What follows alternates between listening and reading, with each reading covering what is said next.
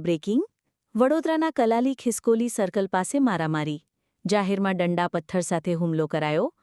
કેટલાક શખ્સોએ વ્યક્તિઓ પર જીવલેણ હુમલો કર્યો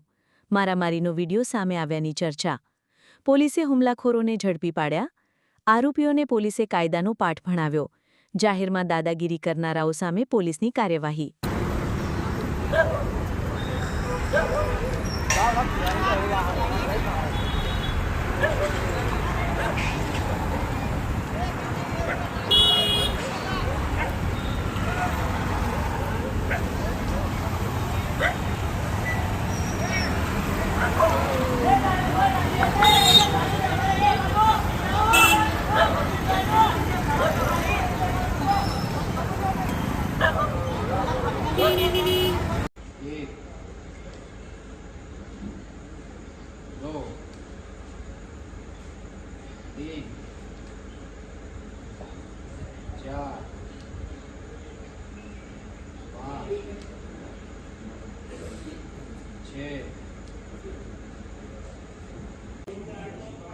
कल जो मेरे से गलती हुआ कल रात को मेरी दुकान पे छुट्टी के लिए झगड़ा हुआ था